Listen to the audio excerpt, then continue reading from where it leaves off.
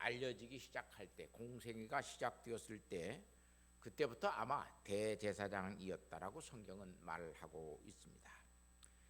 이 대제사장이라고 하는 것은 그때 당시에 이 팔레스타인, 다시 말하면 이스라엘 지역에 종교적인 문제뿐만이 아니라 정치와 사회 문제에 대해서도 책임을 지고 있었던 사람이었던 것을 볼 수 있어요.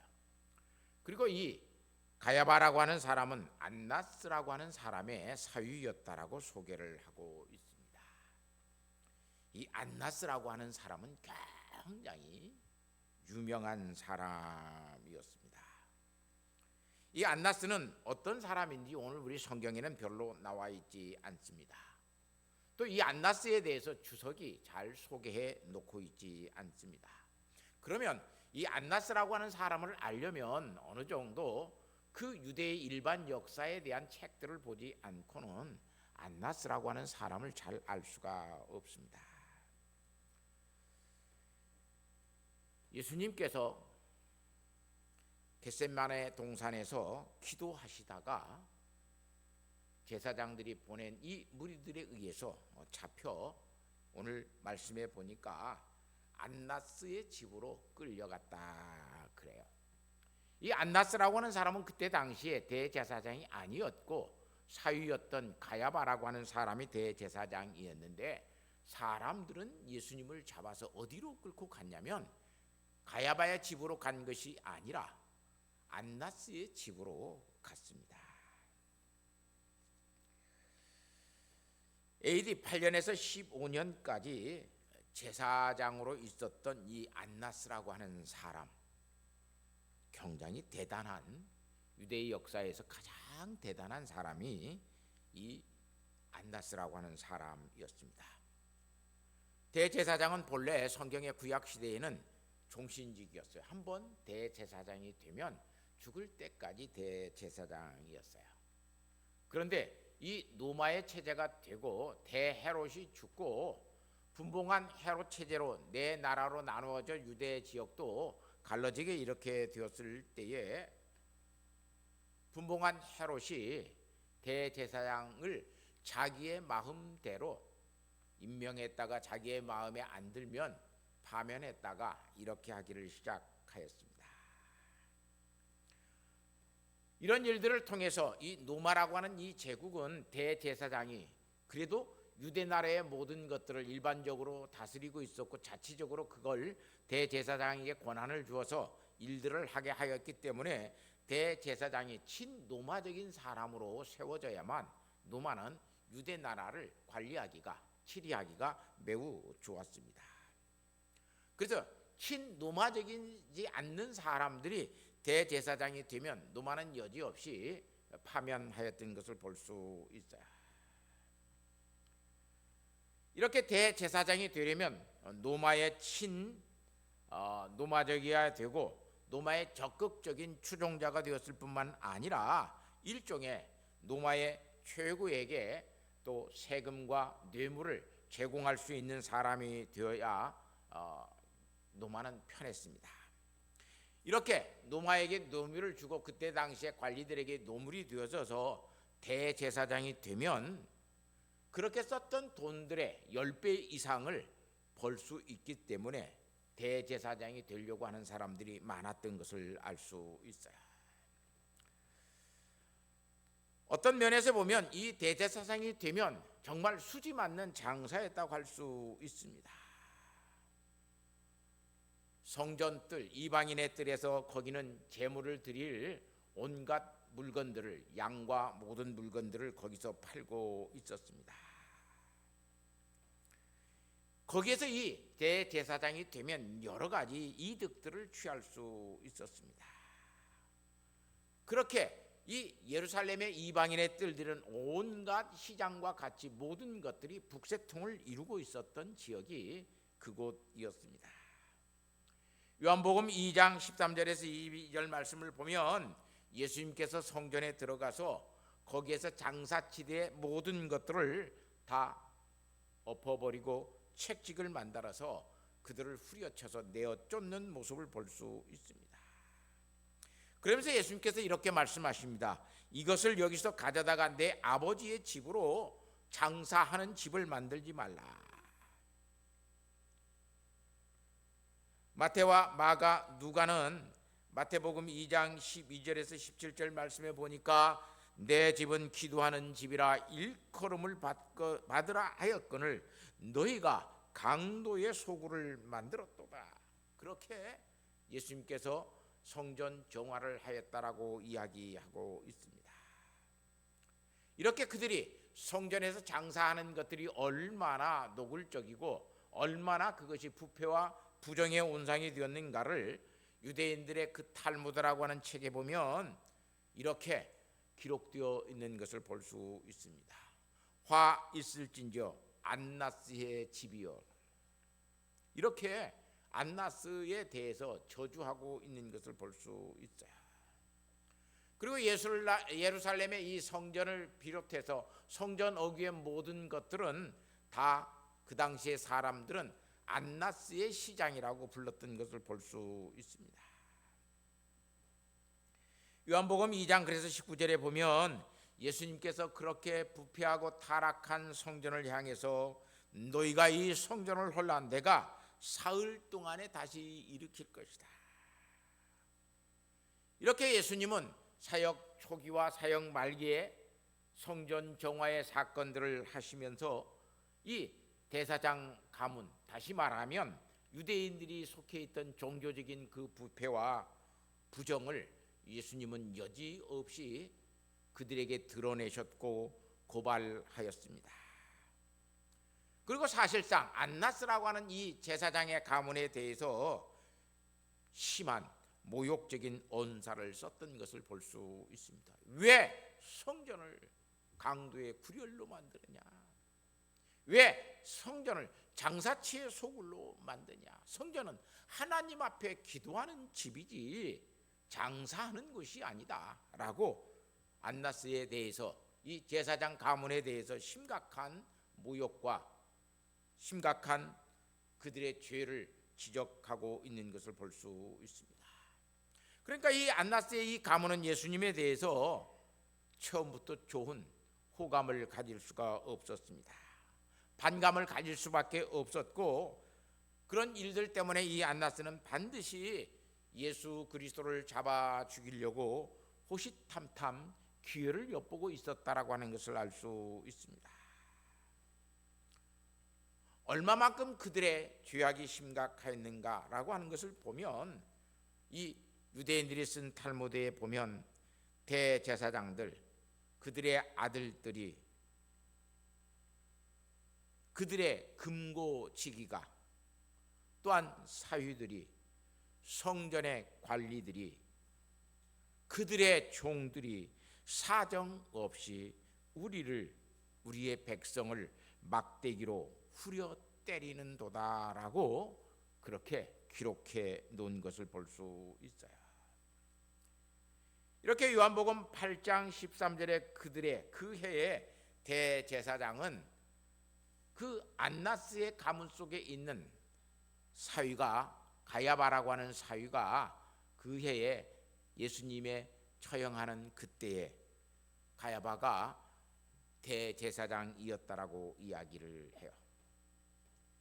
이때 많은 사람들은 안나스의 가문이 돌려가면서 대제사장 징직을 1년씩 맡았다라고 하는 기록도 있습니다.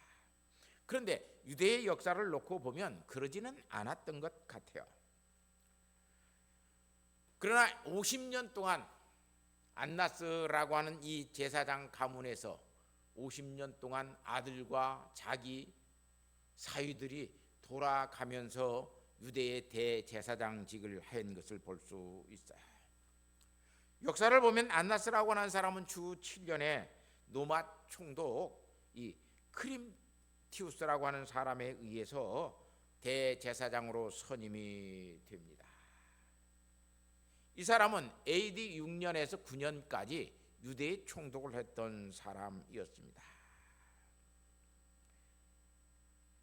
그리고 이 발레티누스 크라투스라고 하는 사람 AD 16년에서 26년 약 10년 동안 유대에 총독을 했던 사람에 의해서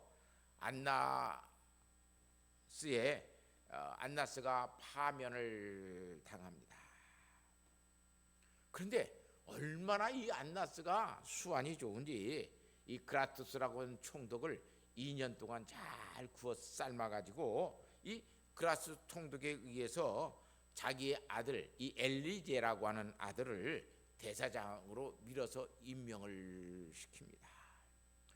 그런데 엘리제가 어떤 잘못을 했는지 저 노마의 본국에 의해서 미움을 받게 되어서 1년 만에 대제사장직을 그만두고 파면을 당하였습니다. 이렇게 물러나게 되니까 다시 이 안나스는 온갖 노비를 다하여서 자기의 사위인 이 가야바라고 하는 사람을 다시 대제사장직에 옹립한 것을 볼 수 있어요. 그리고 이 대제사장이 된 이 가야바는 AD 36년까지, 다시 말하면 예수님이 돌아가시고 그 뒤에 3년 후까지 대제사장을 직임했던 사람이라고 볼 수 있어요. 이때 당시의 총독은 내일 말씀을 드리겠습니다만 빌라도라고 하는 총독은 AD 26년에서 36년까지 유대의 총독되었던 사람이었어요. 이렇게 이 가야바라고 하는 사람은 대제사장이 되어져서 약 한 18년 동안 유대 나라의 대제사장으로서 막대한 영향력을 행사하였습니다. 그 뒤에 이 사위 가야바가 대제사장들에 사임되고 난 뒤에 안나스의 아들이었던 요나단, 데오로빌리우스, 마티아스, 영거 이런 5 아들들이 대제사장이 되면서 AD 63년까지 이 안나스의 가문에서 대사장 역할을 하다가 결국 7년 뒤에, 다시 말하면 AD 70년에 결국 유대 나라가 멸망하는 것을 볼 수 있어요. 이런 유대의 역사를 썼던 이 요세푸스라고 하는 학자는 사람들은 안나스를 행운아라고 말한다. 그의 책에 나오는 말이에요. 그 이유는 노인의 5 아들이 모두 하나님의 대제사장을 맡았을 뿐만 아니라 자신마저 오래전에 대제사장으로 되기도 했고 사위까지 대제사장이 되었기 때문에 역대 대제사장 중에 가장 행운을 이같이 누린 사람은 없었다라고 요세푸스라고 하는 학자는 기록해 놓고 있어요. 이렇게 안나스의 권세와 세력은 매우 대단하였습니다. 노마가 대제사장을 파면하면 온 가족들이 모여서 대책을 강구한 후에 자기 가족 중에 다른 사람을 또 대제사장으로 앉히고 그 일들을 하게 하였습니다. 이렇게 50년 동안 유대의 정치에 모든 것들을 주물렀던 사람이 안나스라고 하는 사람과 그의 사위 가야바라고 하는 사람이었습니다. 마태복음에 의하면 산헤드린의 이 공유가 가야바의 집에서 모였던 것을 볼 수 있어요. 마태복음 26장 57절에서 59절 말씀을 보면 안나스의 집에 공유가 모여요. 그러니까 얼마만큼 안나스라고 하는 사람이 실권자였다라고 하는 것을 알 수 있어요. 그래서 이 안나스라고 하는 사람은 그때 당시에 이 제사장의 가문이 되어져서 요세푸스는 돈이란 돈은 다 안나스의 가문이 긁어 모았다라고 이야기해요.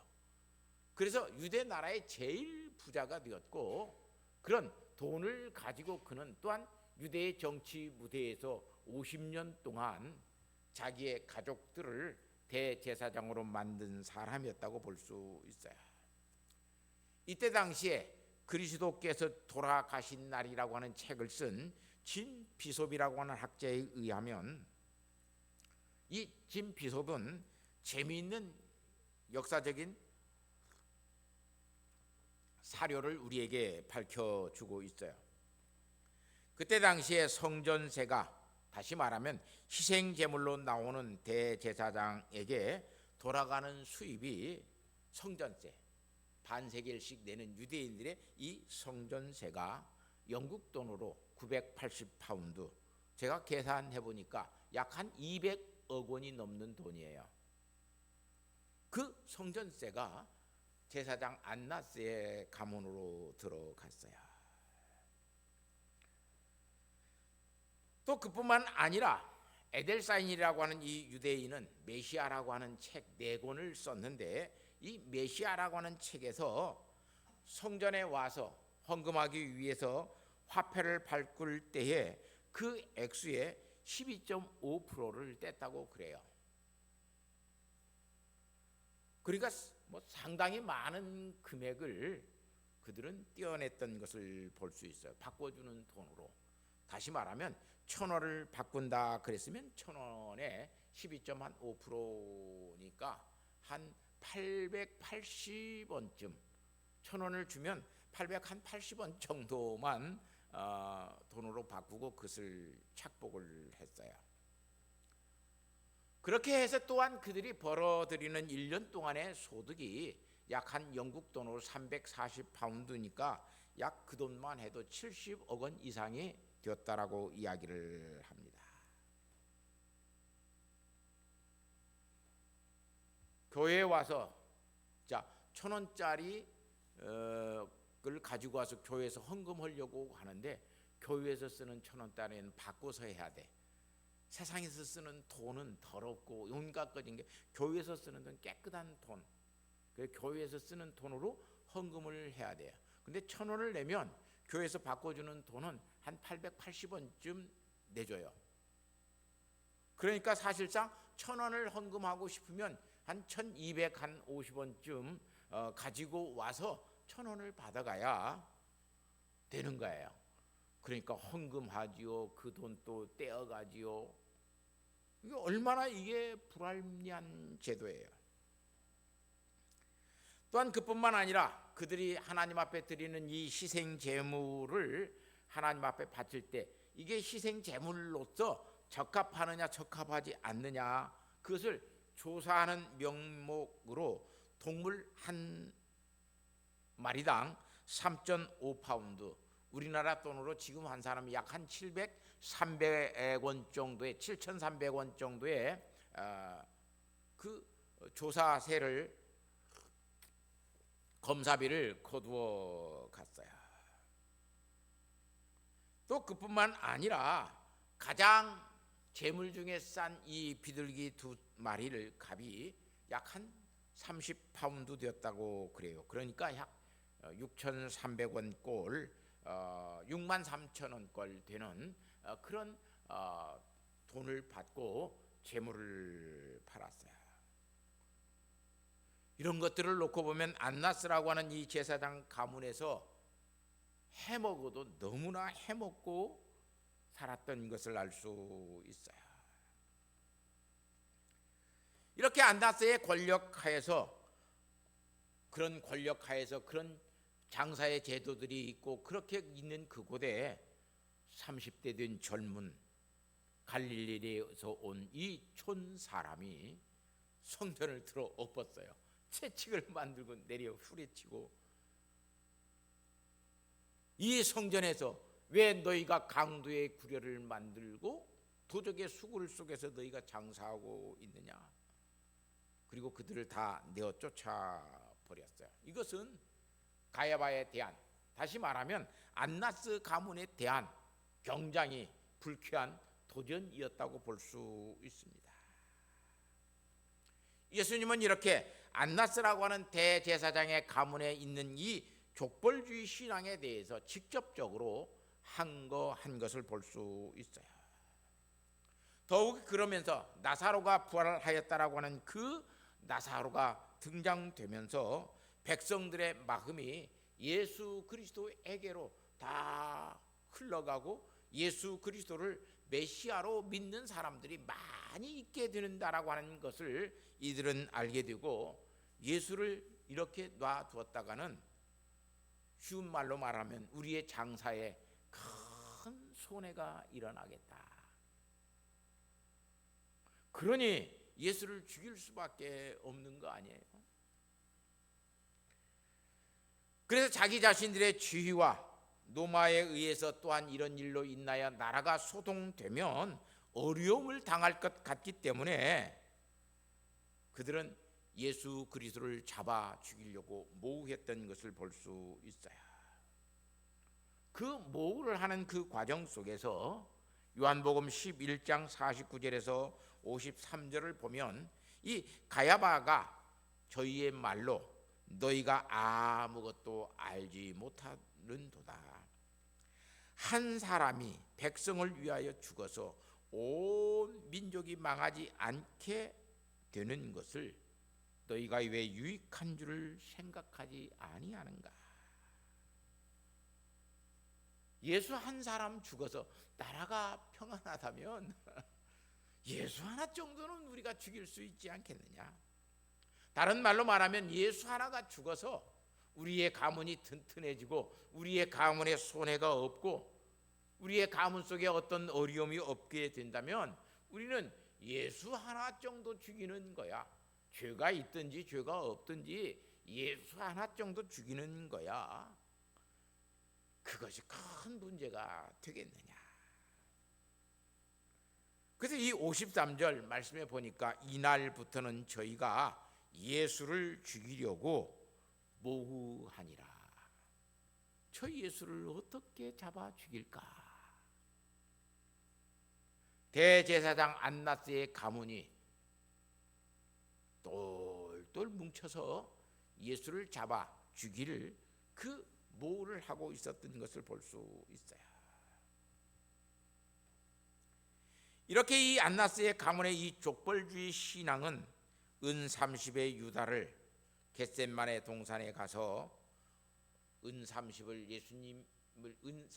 예수님을 팔게 만들었고 겟셋만의 동산에 가서 주님을 체포해 오도록 했습니다. 그들을 돈으로 매수했습니다. 거짓으로 증인을 쓰게 만들었습니다.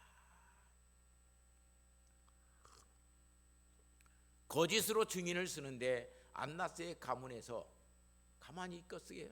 거기다가는 보상이라고 하는 것을 해주잖아요. 그러니까 이 거짓 증인도 그들이 돈으로 매수를 해서 두 사람의 거짓 증인도 만들었습니다. 또 그뿐만 아니라 대제사장과 백성들의 장로들 중에 예수 그리스도를 잡아올수록 하는 그 사람들을 많이 보내면서 큰 무리를 보내면서 그들을 돈으로 매수해서 보냅니다.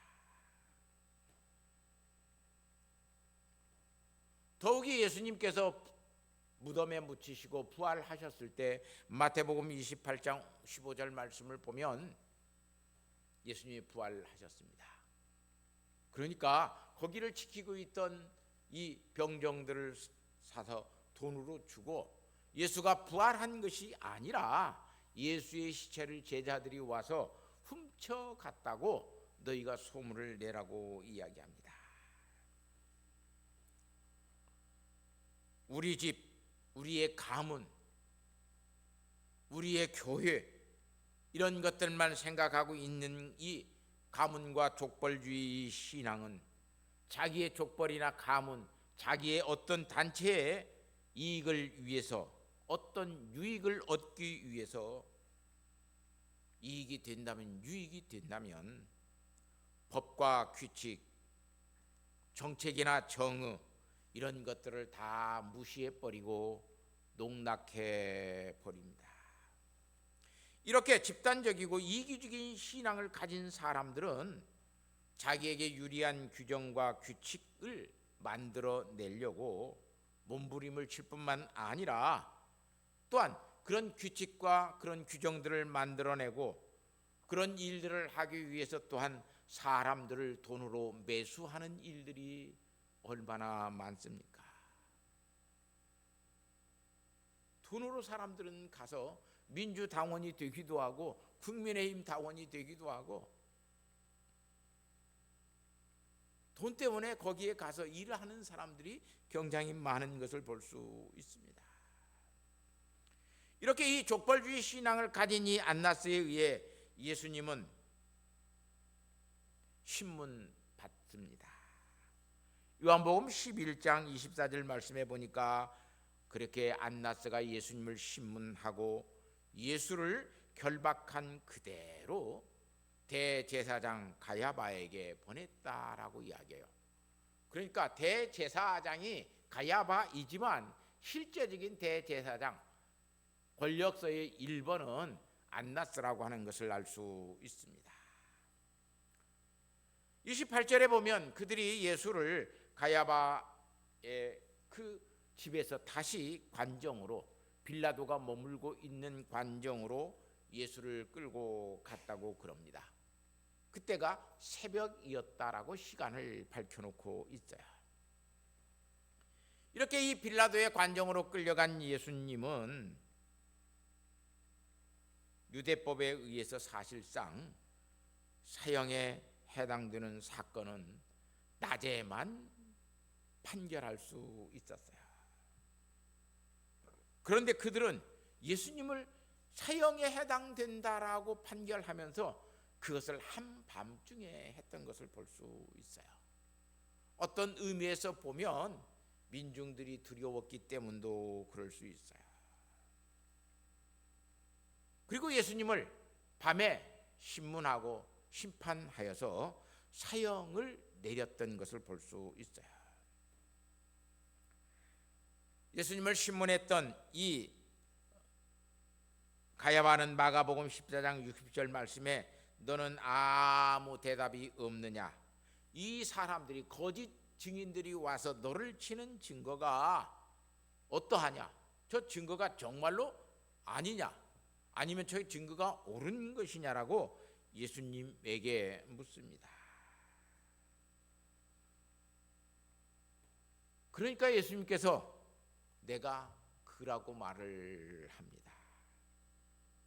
내가 찬송받는 자의 아들 그리스도시냐, 예수 그리스도시냐, 예수 그리스도이냐, 이렇게 그들이 이야기를 했을 때 예수님께서 그렇게 대답합니다. 내가 그다.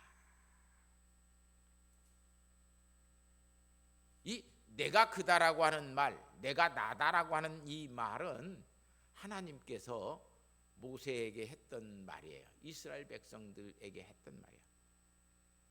내가 나다.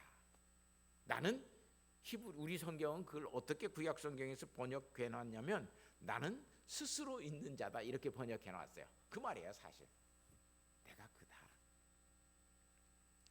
그러니까 내가 하나님이다, 내가 스스로 있는 자다라고 하는 말을 하게 되니까 이 가야바가 난리가 났어요. 이런 신성모독하는 말이 어디가 있느냐. 지금 이가 하나님이라고 지금 말을 하고 있다. 그러면서 자기의 경건심을 나타내기 위해서 겉옷까지 찢으면서 이런 신성모독하는 자를 사형을 시키지 아니하면, 죽이지 아니하면 우리는 안 된다. 하나님의 이름을 욕되게 하고 하나님의 이름을 만홀하게 여기는 자다.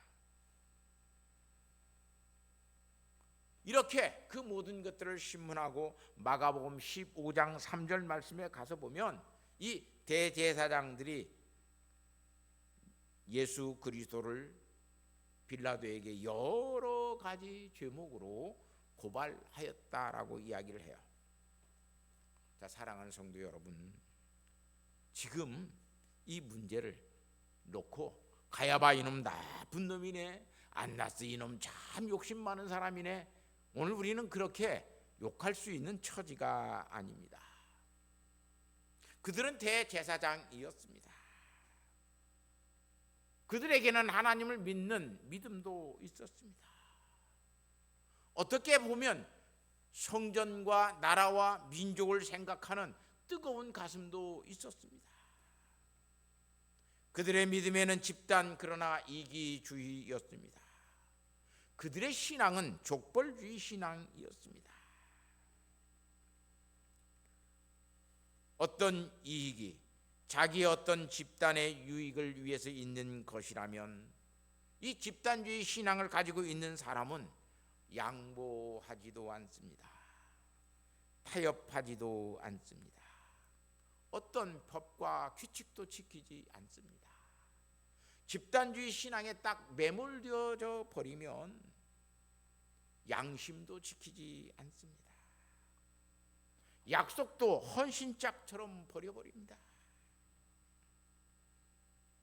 그뿐만 아니라 돈으로 사람까지 매수합니다. 이게 참 무서운 신앙이에요. 우리를 위해서, 우리 전부를 위해서 우리가 살 수 있으면 그렇게 하자는 거예요.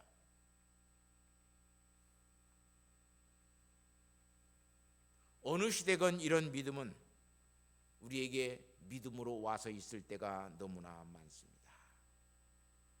혼자 이런 신앙을 가지고 있으면 개인주의가 되지만 이런 신앙이 전부 다 어떤 집단의 이익으로 가지고 있으면 그런 집단의 이익이 되고 자기의 가문이나 자기의 어떤 문중을 위해서 그런 일들을 하게 되면 그런 족벌주의 신앙이 될 때가 너무 많습니다.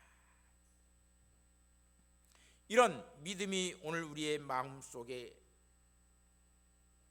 있으면 우리의 마음속에는 사실상 예수 그리스도를 믿는 믿음이 신비로 직조되지 않는 거예요. 믿음이 우리의 마음속에 직조되지 않기 때문에 하나님의 말씀이 우리의 이성의 영성으로 직조되지 않습니다. 하나님의 뜻이 우리의 의지에 행동으로 직조되지 않습니다. 우리의 마음속에 이런 신앙이 직조되지 아니하면 우리 자신은 우리를 부인할 수 없습니다. 내 유익이나 내 집단의 이익을 그래서 또한 부인하지 못합니다. 나 자신과 우리 계획, 우리 집단의 우선순위가 절대로 부인할 수 없는 것이 되어져 버립니다.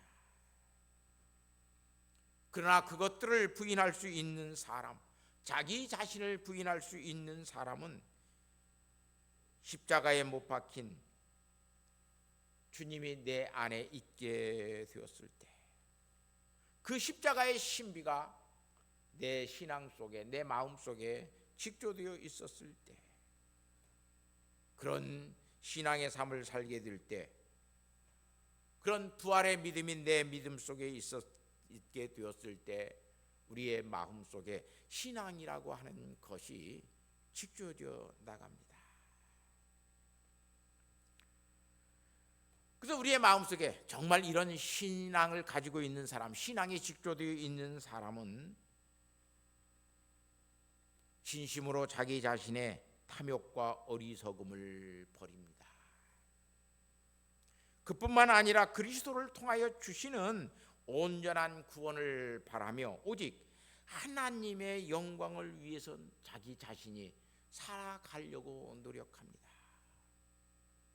소요리 문답의 제1문답이 뭐입니까? 라고 문답으로 외우고 암송하는 것으로 소요리 문답적인 것을 살아가는 것이 아니라 실제적으로 내가 하나님의 영광을 위하여 먹든지 마시든지 내게 맞는 것이 하나님의 영광이라면 내가 맞고, 저 사람에게 내가 져주는 것이 하나님의 영광이라면 저 사람에게 내가 져주고, 저 사람에게 내가 욕 얻어 먹는 것이 하나님의 영광이라면 내가 욕 얻어 먹고, 역으로 내가 저 사람을 욕하는 것이 하나님께 영광이 된다면 나는 하나님 저 사람을 욕할 수밖에 없는 그런 믿음의 삶을 살아갑니다. 그러나 우리의 마음속에 이 믿음이 직조되지 아니하면 대제사장이 되었어도, 성경을 잘 아는 서기관, 성경의 학자가 되었어도, 아무것도 모르고 교회를 왔다 갔다 하는, 그저 매일 상번제를 드리면서 자기의 신앙의 모든 것들을 경건한 척하는 그런 평범한 유대 사람, 오늘 우리와 같은 교인이 되었다고 할지라도 이 믿음이 우리의 마음속에 직주되지 아니하면, 그래서 예수 그리스도를 인격적으로 아는 믿음이 없으면 자기의 가문과 족벌, 영광과 유익을 도모하지 하나님의 나라의 영광을 도모하며 살지는 않습니다. 그래서 모든 죄에서 벗어나서 자유롭게 살지 못합니다. 새 계명이 우리의 마음속에 새겨지지 않습니다. 하나님께서 내게 우리에게 주시는 아주 특별하고 독특하고 인격적인 소명을 받아서 그 소명을 다른 사람과 함께 나누면서 사는 삶을 살지 않습니다. 사랑하는 성도 여러분, 개인주의, 족벌주의, 집단 이기주의 신앙은 결코 하나님이 우리에게 주시는 믿음 아닙니다. 예수 믿었으니까 나만 잘 살면 되지. 예수 믿고 있으니까 우리 가문만 잘 살면 되지. 예수님은 이런 개인주의와 족벌주의, 집단주의를 향해서, 그런 믿음을 가지고 있는 사람들을 향해서 오늘 강도의 구별을 만들었다라고 책망하고 계시는 것을 볼 수 있습니다. 하나님의 은혜, 그 구원의 은혜는 모든 것의 이해 타산을 넘어서서 오늘 우리로 하여금 하나님의 은혜를 깨닫고 또한 은혜로 주어지는 것을 알게 만듭니다. 이 십자가의 은혜는, 그 사랑은 우리를 또한 그렇게 해방시켜 어떤 것들 앞에서도 자유롭게 합니다. 이 십자가의 은혜를 알고 이 믿음이 직조되어 있는 사람은 개인의 이기주의로부터 자유합니다. 집단의 이익으로부터 자유합니다. 내 가족과 가문의 이익, 족벌의 유익을 위하여 살지 않습니다. 거기에서 해방되어져 삽니다. 아직 우리는 개인의 이기주의로부터 자유하지 못합니다. 내 가정과 내 식구, 교회의 그런 집단의 족벌의 이기주의로부터 우리는 해방되지 못했습니다. 그것은 예수 그리스도를 믿는 부활의 신앙이 우리의 마음 속에 정말 참된 믿음으로 순화 있지 않기 때문에 그렇습니다. 직조되어 있지 않기 때문에 그렇습니다. 아무리 음식이 많아도 먹어야 배부릅니다. 산에 진미를 싸놓고 여기 있어도 그거 음식을 먹지 아니하면 내 배는 부르지 않습니다. 음식이 배 밖에 있으면 절대로 배부르지 않습니다. 그 음식이 어떤 음식이 되어도 그 음식이 내 뱃속에 들어와야 배부르기 시작합니다.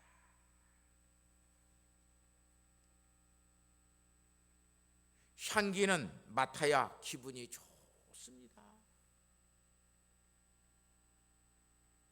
향수병을 갖다 놓고 꽁꽁 막아서 수천 개를 방에다 여기다 갖다 놔도 향기는 우리 코 속에 들어오지 않습니다.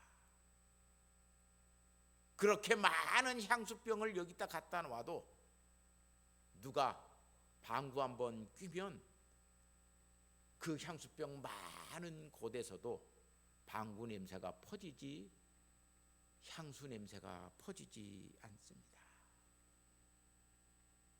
향기는 그래서 맡아야 오늘 우리에게 기분이 좋습니다. 술도 마셔야 취하는 것이지,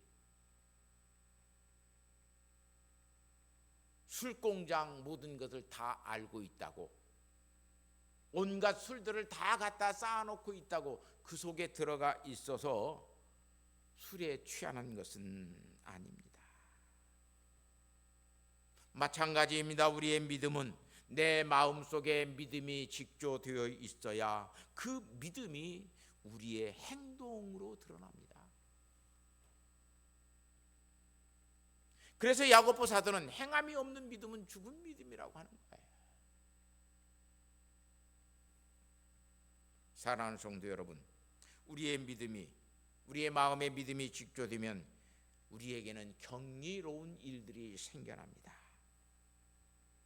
내 마음속에 그 하나님을 사랑하고 하나님이 내게 주신 그 부활의 믿음이 직조되면 우리의 영혼은 연약한 것 같은데 굉장히 위대해집니다.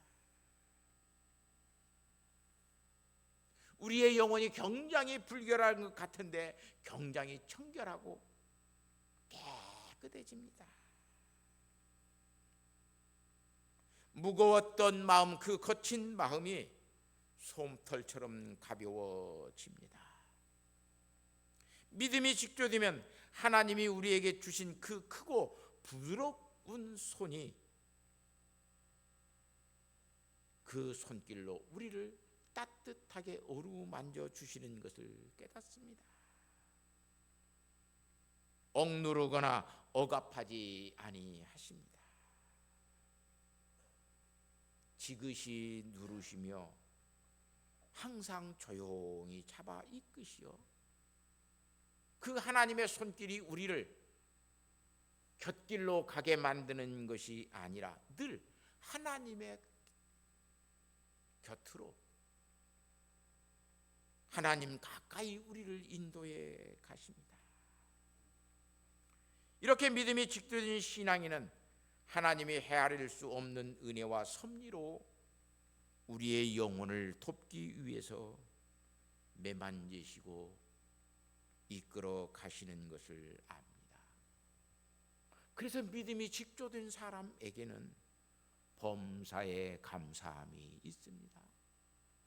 그래서 사도 바울은 범사에 감사라고 그래요.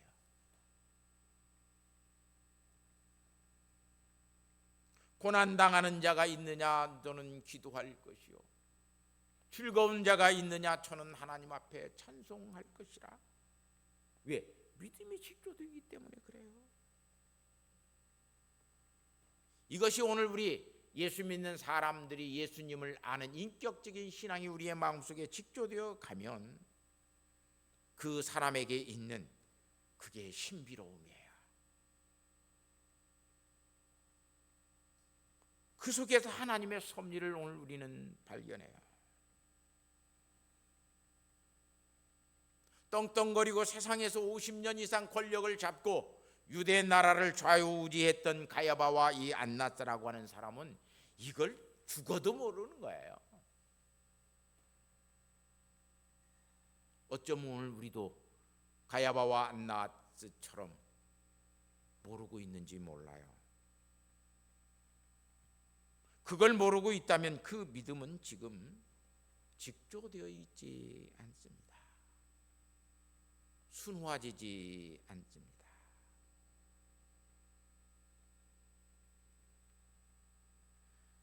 그걸 안다면 왜 우리가 성부와 성자, 성령과 함께 영원히 다스리시며 우리에게 은혜를 주시는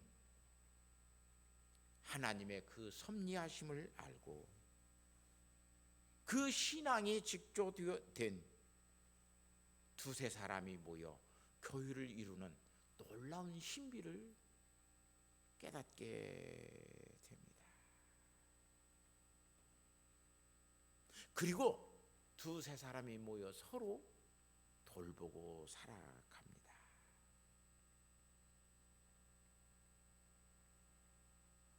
예수님이 사도들이 교회를 돌보듯이 두세 사람이 모여 그렇게 돌보면서 살아갑니다. 부부간에도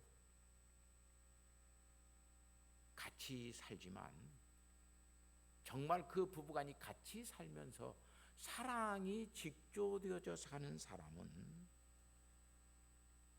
남편이 아내를 내 몸같이 돌봅니다. 내 몸같이 사랑합니다. 아내가 남편을 그렇게 사랑합니다. 그러나 그들의 마음 속에 사랑이라고 하는 것이 직조되어 있지 아니하면 돌보지 않습니다. 사랑하는 성도 여러분, 정말로 우리 마음 속에 믿음이 직조된 믿음의 사람으로 살아가면 우리는 교회를 통해서 두세 사람이 모이는 그곳에서도 예수 그리스도의 사랑으로 서로를 돌보며 살아갑니다. 여기에는 이기주의 없습니다. 여기에는 족벌주의 없습니다. 여기는 어떤 가문과 누구의 유익을 위해서 하는 것이 아닙니다. 사랑하는 성도 여러분, 여러분의 마음 속에 지금 이 신앙이 직조되어 있습니까? 직조되어 가고 있습니까? 십자가의 신비를 알게 되면 이 신앙은 우리의 마음 속에 직조되어져 가서 두세 사람이 모인 그곳에 가서 그리스도께서 교회를 돌보시듯이 내가 내 아내를 돌보듯이 내가 내 남편을 돌보듯이 사랑으로 서로 교제하고 하나 되어져 가는 아름답고 귀한 믿음의 공동체를 만들어 갑니다. 그것이 부활의 공동체입니다. 그것이 신앙을 가진 사람들의 모임 속에 있는 아름답고 귀한 모습인 것을 이 시간 깨닫고 그 모습을 회복해가는 저와 여러분 되시기를 바랍니다. 하나님 앞에 나는 어떤 믿음이 내 마음속에 이 시간 직조되어 있는지 조용히 이 시간 하나님 앞에 묵상하고 기도하는 시간 되기를 바랍니다.